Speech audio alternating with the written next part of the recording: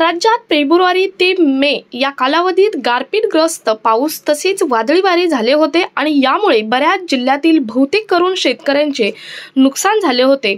शेतकऱ्यांकडून वारंवार याच्या नुकसान भरपाईची मागणी होत होती आणि म्हणूनच या संदर्भात निधी मंजूर करण्यात आला आहे। शिवाय याचा ऑफिशियल GR सुद्धा प्रसिद्ध करण्यात आला आहे। यामध्ये 34 जिल्ह्यांचा समावेश करण्यात आला आहे। या जिल्ह्यांसाठी 337 कोटी रुपयांचे निधी मंजूर करण्यात आलेले आहेत असे यामध्ये सांगितले आहे। यामध्ये कोणते जिल्हे समाविष्ट आहेत थोडक्यात पाहूया आणि नंतर कोणत्या जिल्ह्यांसाठी किती निधी मंजूर केला आहे आणि किती शेतकरी पात्र आहेत हे सविस्तर पाहूयात।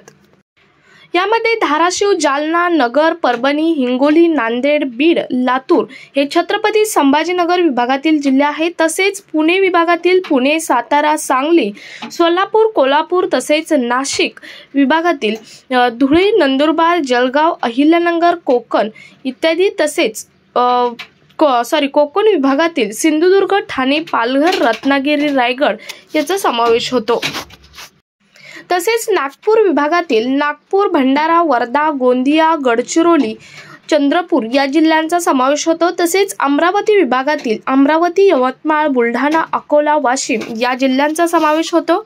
सरकारने या जिल्ह्यातील शेतकऱ्यांना GR मधून सांगितले आहे की हा जो काही निधी आहे तो DBTच्या माध्यमातून थेट शेतकऱ्यांच्या खात्यात जमा केला जाणार आहे आणि त्यामुळे शेतकऱ्यांनी EKYC करणे हे बंधनकारक राहणार आहे। ज्यांची EKYC केली असेल त्यांच्याच खात्यात ही मदत जमा केली जाणार आहे।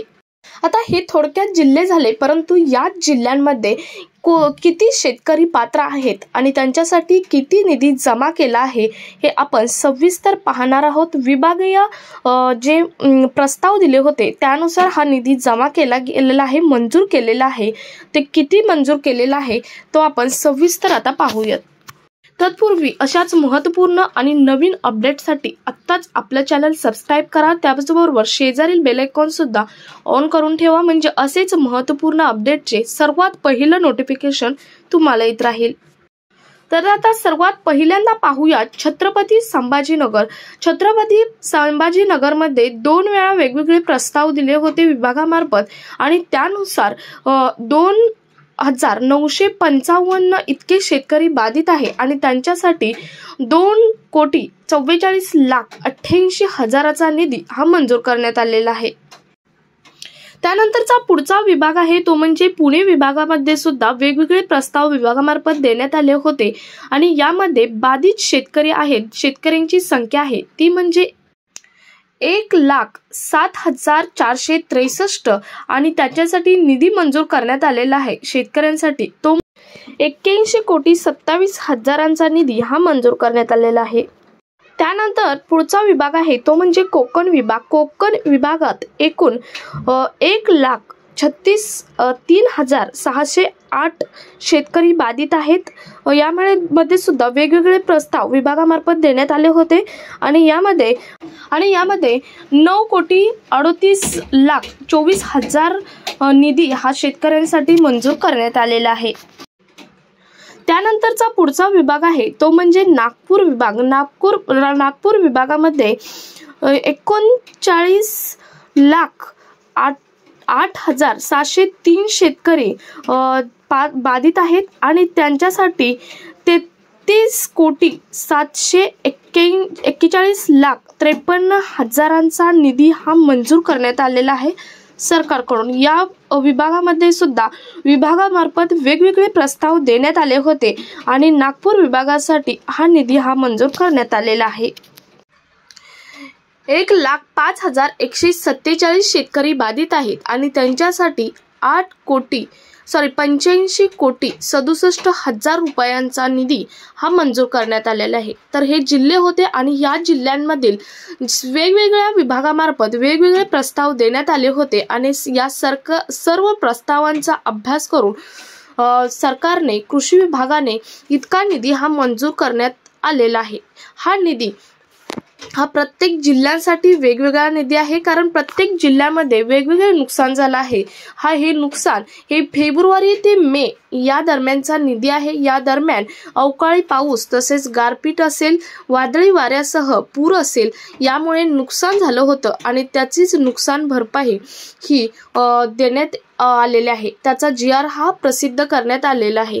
त्याचबरोबर सरकारने हेही सांगितलं आहे की हे जे नुकसान भरपाई आहे, ही नुकसान भरपाई ही फक्त ज्या शेतकऱ्यांनी EKYC केली असेल त्याच शेतकऱ्यांच्या खात्यामध्ये जमा केली जाणार आहे. कारण या अगोदर बऱ्याच शेतकऱ्यांचे बऱ्याच निधीबाबत किंवा जे योजना आहेत त्यांचे पैसे येण्याच्या बाबत थकीत अनुदान राहिले आहे आणि बरेच शेतकरी या लाभांपासून वंचित आहेत आणि त्यामुळे सरकारने GR द्वारे ही अधिसूचना अगोदरच शेतकऱ्यांना दिलेली आहे. त्यामुळे प्रत्येक शेतकऱ्यांनी EKYC करून घेणं गरजेचं आहे, कारण हे पैसे तुमच्या खात्यामध्ये डायरेक्ट DBT मार्फत जमा केले जाणार आहेत.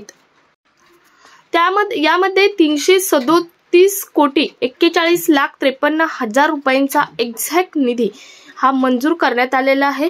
म्हणजे मी आता हे जिल्हे जे सांगितले 34 जिल्हे विभागामार्फत आपण जिल्हे पाहिले, त्यांचा बाधित शेतकऱ्यांची संख्या पाहिली, त्यानंतर किती त्यांच्यासाठी निधी मंजूर केला आहे हे सुद्धा पाहिले आणि हे सर्व निधी मिळून 337,41,53,53,000 निधी हा मंजूर करण्यात आलेला आहे. त्याचा ऑफिशियल GR सुद्धा प्रसिद्ध करण्यात आलेला आहे.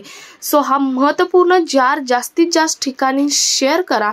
आणि सर्वात महत्त्वाची दुसरी अपडेट म्हणजे PM किसान योजनेबद्दल बऱ्याच शेतकऱ्यांच्या मनामध्ये संभ्रम होता की PM किसान योजनेचा 20वा हप्ता हा अजून आलेला नाही, तर 20वा हप्ता कधी येणार किंवा ही योजनाच बंद झाली का? कारण आतापर्यंत PM किसान योजनेच्या हप्त्याला इतका लेट कधीच झाला नव्हता, परंतु या हप्त्याबद्दल 20व्या हप्त्याबद्दल पहिल्यांदाच असं झालं की इतका लेट झाला आहे 20वा हप्ता जमा करायला.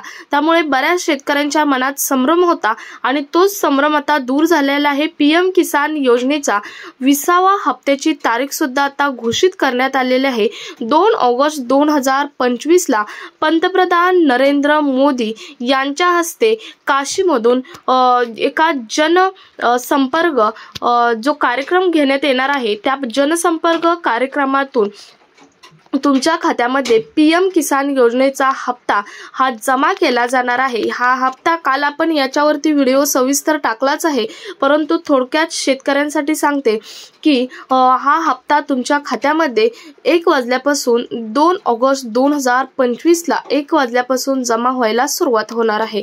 सो ही महत्त्वपूर्ण अपडेट आहे PM किसान योजनेसंदर्भात सुद्धा. सो आजचा व्हिडिओ अवकाळी जे तुम्हाला अवकाळी नुकसान भरपाई मिळणार आहे ती सुद्धा तुम्हाला या व्हिडिओमधून समजली असेल. तसेच PM किसान योजनेबद्दल सुद्धा अपडेट समजले असेल. सो हा महत्त्वपूर्ण व्हिडिओ जास्तीत जास्त शेतकऱ्यांपर्यंत शेअर करा. भेटूयात पुढच्या एका अशाच नवीन अपडेट सोबत. तोपर्यंत धन्यवाद.